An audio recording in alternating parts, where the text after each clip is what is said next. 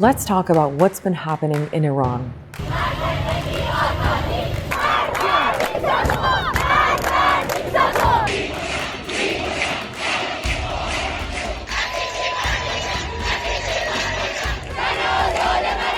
Ever since 22-year-old Mahsa Amini died in police custody back in September, Iranians have been protesting, with women and young people leading the calls for change.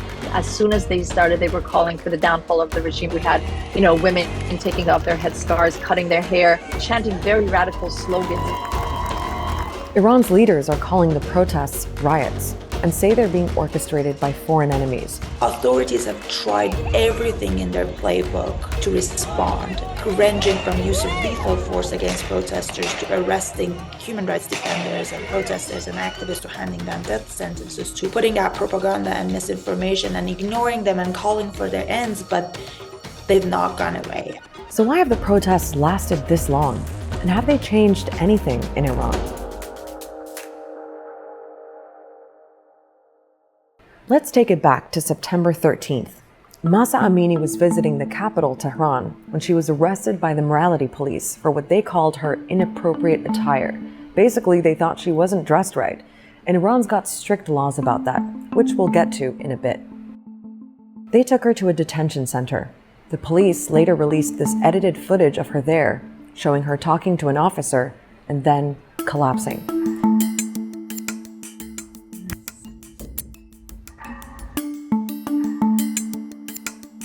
Reports suggest she fell into a coma before being transferred to a hospital. 3 days later, she was dead. A coroner's report said her death was linked to an underlying disease. Her family, though, say that's just not true. They say she didn't have any health problems and that she'd been beaten by the police. Now, as soon as the news about Mahsa's death spread, people started protesting. First outside the hospital in Tehran where she died, and then at her funeral in her hometown of Saqqez in northwestern Iran.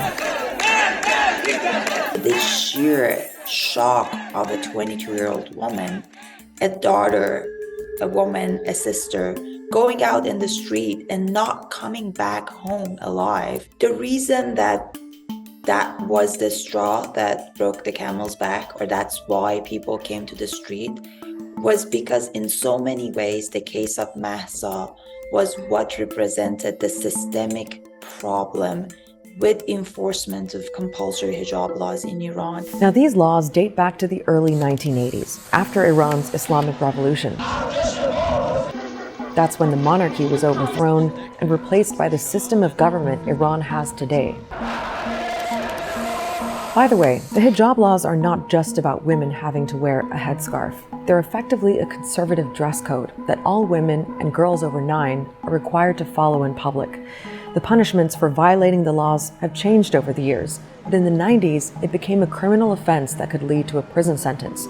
The morality police, in their current form, have been the main agency enforcing the laws since 2006. I know many women who have had personal experiences. What happens is they are approached by these officials that operate from a van in various parts of the city, and they are told that they're not dressed appropriately. They are taken to a police facility where they are either fined or they are put through an education course about what they should be wearing when they're in public, and usually they are allowed out with a warning the first time that they're detained. What is important to understand is that the compulsory hijab laws impact every aspect of a woman's life in Iran, because the criteria for what constitutes appropriate hijab is completely arbitrary.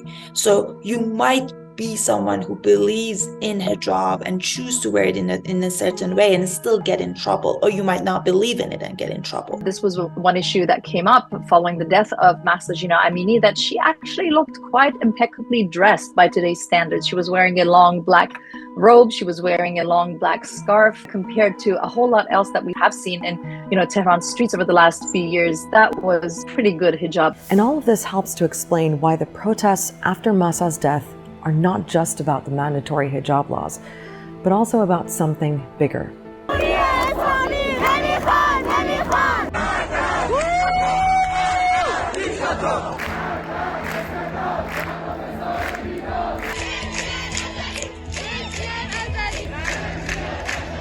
at her gravesite, people started chanting Jin Jiyan Azadi, which is the Kurdish equivalent of woman, life, freedom.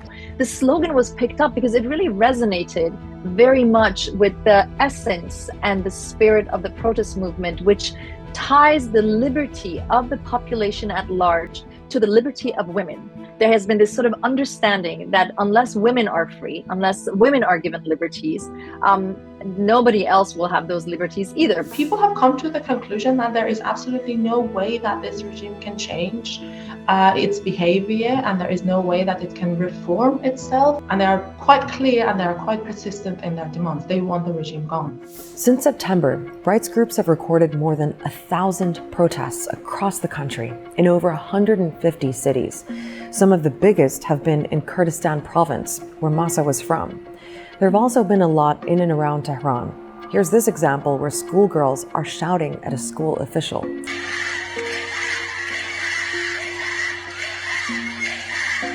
There have also been a lot of protests in Sistan Baluchistan in the southeast, one of the poorest provinces in Iran. Workers going on strike have also been a big part of the protest movement, including shopkeepers and oil and steel workers. The situation has been intense for a very long time in Iran. There are several grievances, political, economic issues, the issue of women, personal freedom, the intensification and escalation of the pressure by the so-called morality police in the public spaces. So the situation was tense and it was brewing. Now the government is trying to shut these protests down, and they're blaming foreign enemies, countries like the US and Israel.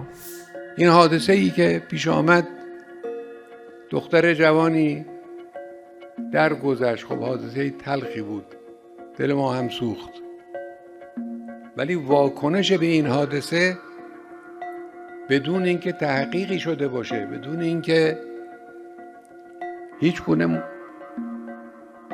امر مسلمی وجود داشته باشه، این نبود که عده‌ای بیان خیابان رو ناامن کنند، ناامنی رو برای مردم به وجود بیارن، امنیت رو به هم بزنن. امروز هر کس در هر کجای این کشور نسبت به اغتشاش، آشوب، بلوا، ناآرامی بدمد، در جهت راهبرد امریکایی ها و در جهت راهبرد دشمن حرکت کرده است. Now, it's always hard to get a clear picture of what's going on in Iran, but the evidence points to a brutal crackdown by security forces.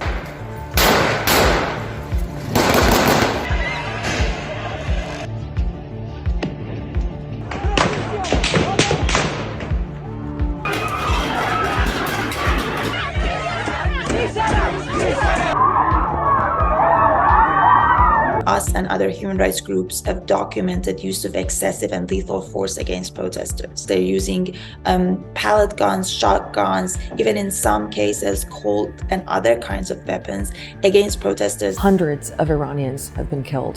The government says it's more than 200 since September, including members of the security forces, although they don't break down the numbers. But the UN and human rights groups outside of Iran say the numbers killed are higher. One group says 490 protesters have been killed, including dozens of children, along with more than 60 members of the security forces. And then there are all the arrests, more than 18,000 according to rights groups. That includes activists, journalists, and well-known musicians like Tumash Salehi and Shervin Hajipour, who wrote the protest movement's unofficial anthem.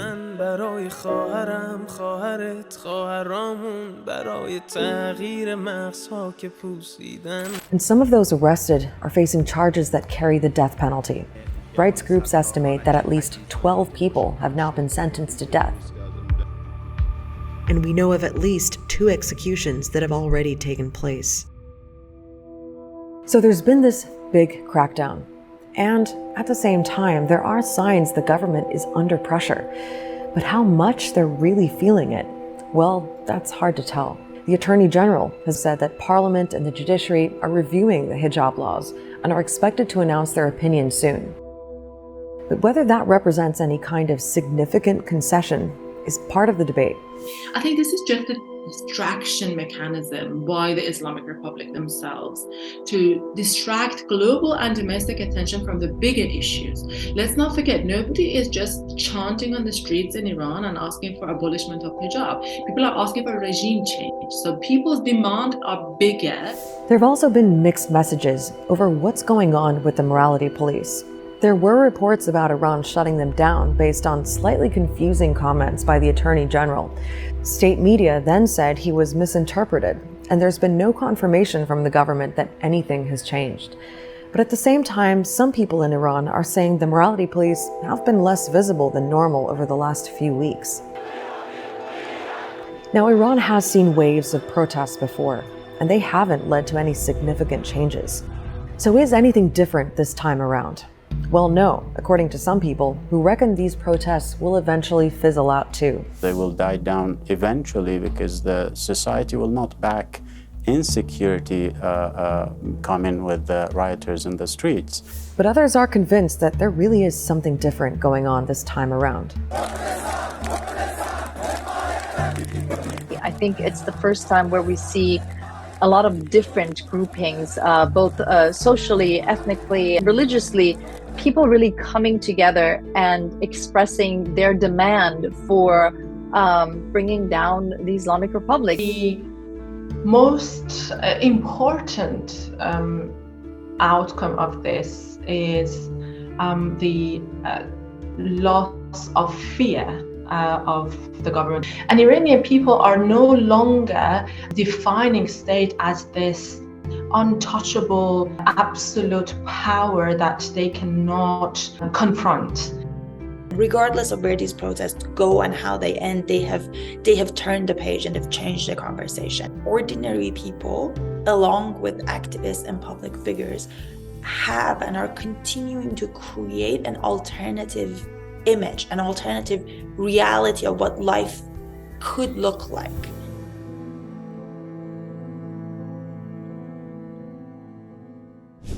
We did an episode last year about Iran's presidential election. Check it out if you want to understand more about how President Raisi came to power and the way Iran's political system works.